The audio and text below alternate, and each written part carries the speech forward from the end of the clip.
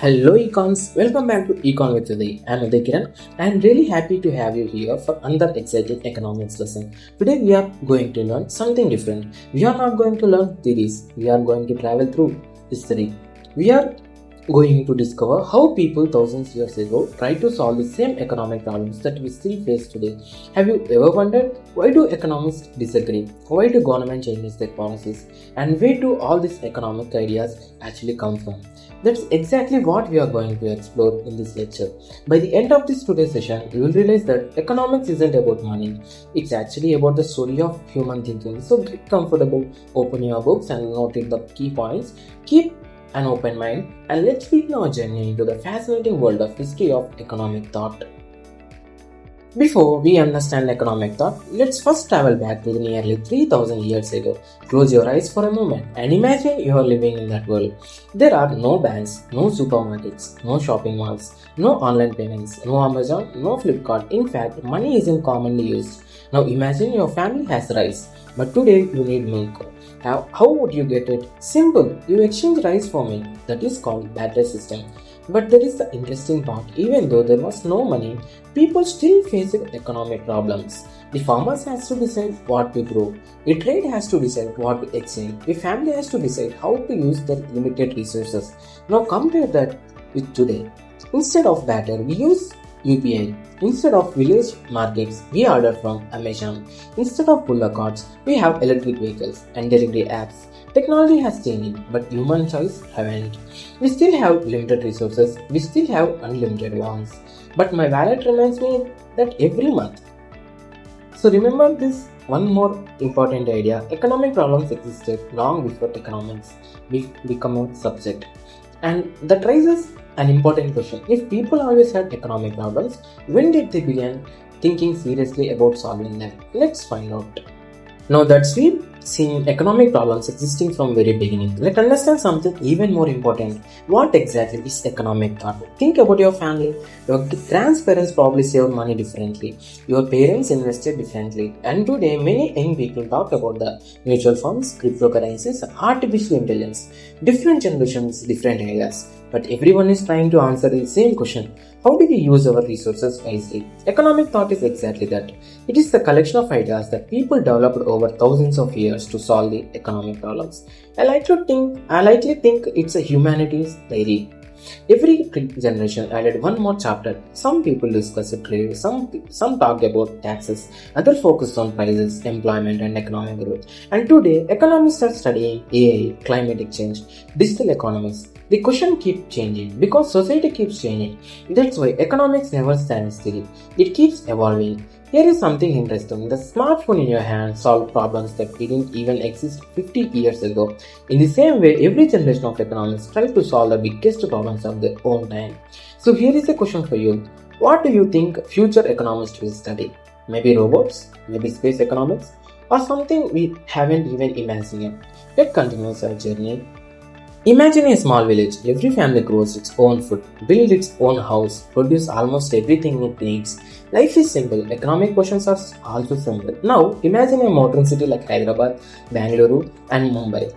Millions of people buy food they never grow, work in companies they don't own, purchase products made in different countries, travel using apps, and pay using UPIs, and order food with just one click. Life has become much more connected and much more complicated as societies change. Many problems started appearing. How should government collect taxes? How should prices be determined? How can countries create more jobs? How should international trade work? People needed answers, and that's exactly why economic thought developed. Every new challenge inspired new ideas. Even today, artificial intelligence is creating questions that economists never had to answer before. And will AI create jobs or replace them? Nobody knows for sure, but economists are already searching for answers. But how economists grow? Not by memorizing theories, but by solving new problems. And now it's time to meet the brilliant thinkers who started this journey. In the next slide. Every great subject has its own pioneers. Economics is no different. Long before universities existed, great thinkers were already asking powerful questions. Let's start with Plato. He believed that a good society should be built on justice and harmony. And then came Aristotle. He made an interesting observation that he said earning money to satisfy our needs is natural, but endlessly chasing wealth only for profit can create problems. Now think about today's world. People still debate the same issue. Should companies focus only on profits, or should they also care about society and environment? And then comes someone every Indian should know, Kautilya, also known as Chanakya.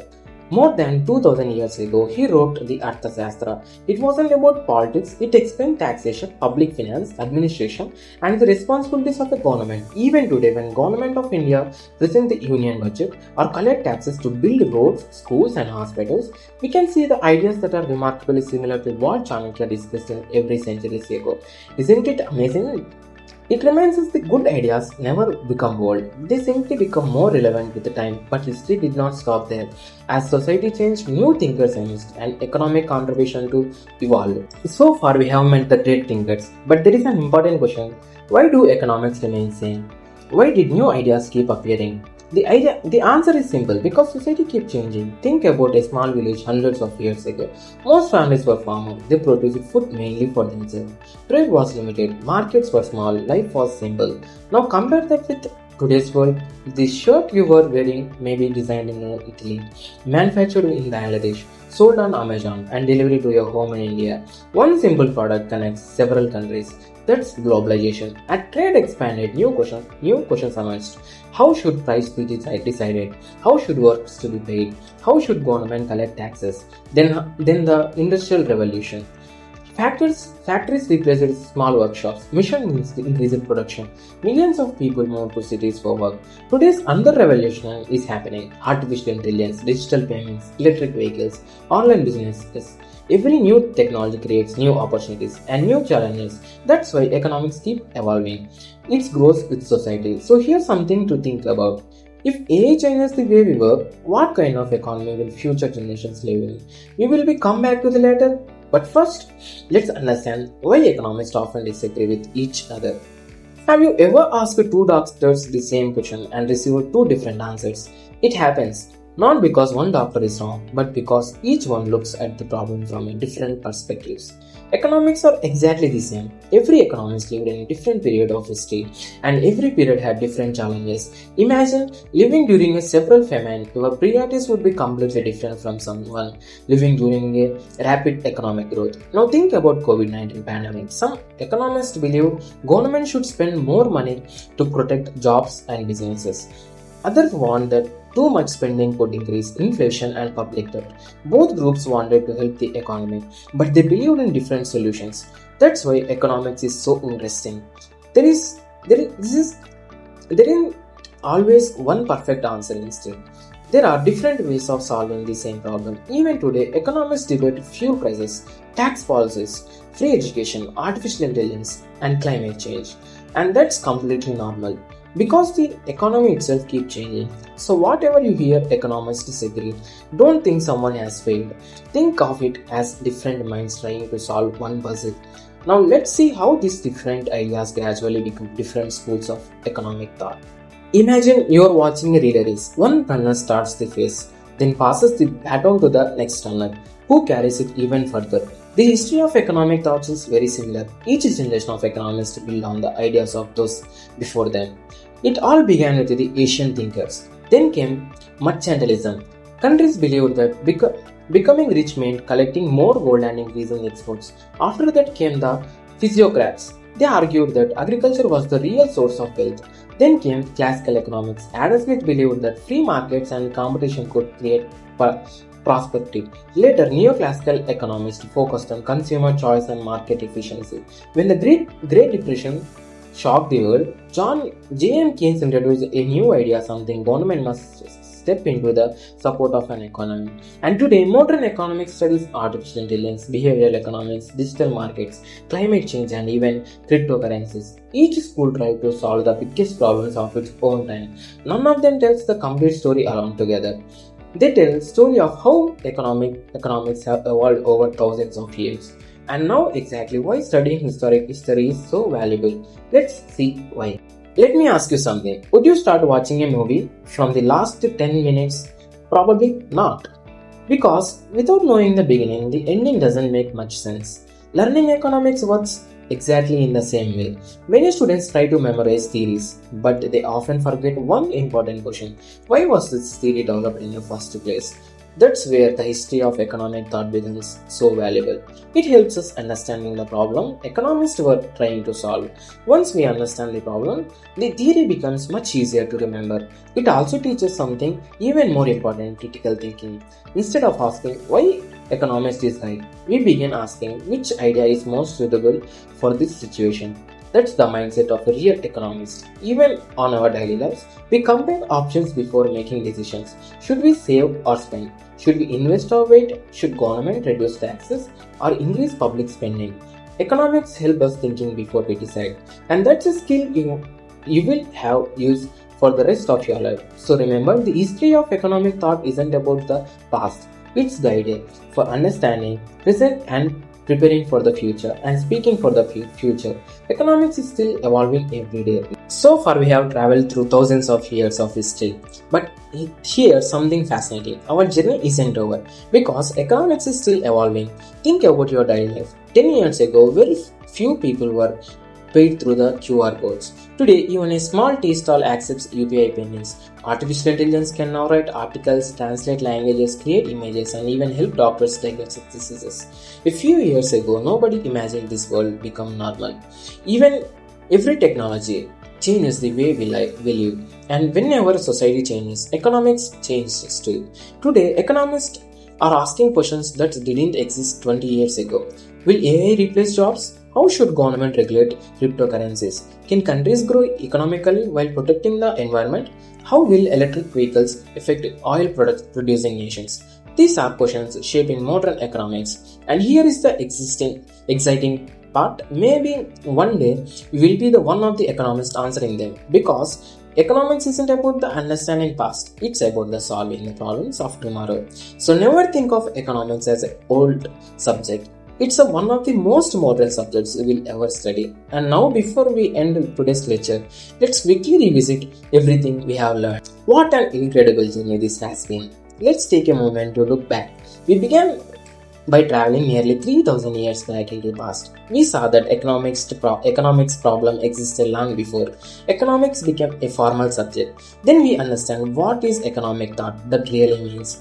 It is the collection of ideas people develop to solve economic problems. After that, we explored why economic thought evolved as a society changed. New challenges appeared and new ideas followed. We met remarkable thinkers like Plato, Aristotle, and our own Chanakya, whose ideas continue to influence the modern world. Then we discovered why economists often disagree, not because something is wrong, but because every generation faces different economic realities. Finally, we explore how economic contributes to evolve through artificial intelligence, digital economies, globalization, and climate change. So if someone asks you today, what is economic thought? You know the answer.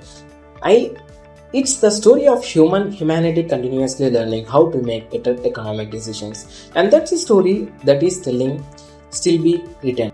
Before we end today's lecture, I would like to leave you with one thought.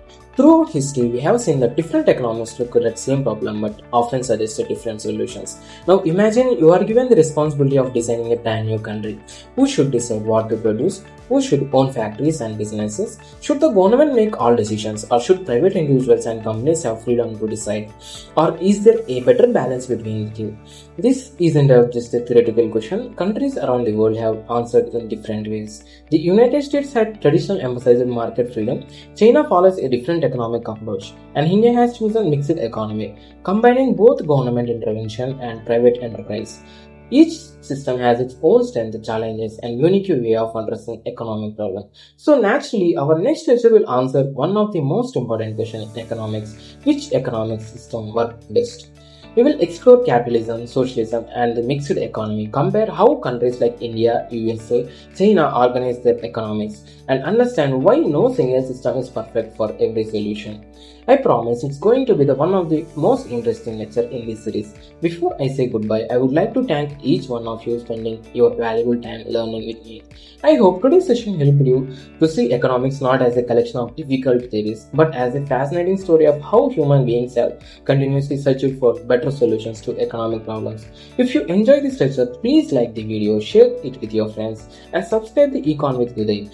Your support encourages me to create more simple, engaging, high quality economic contents for students, competitive exam aspirants, and lifelong learners. I am Uday Kiran. Thank you so much for watching. Until we meet in the next lecture, keep learning, keep questioning, and remember, economics is just about money.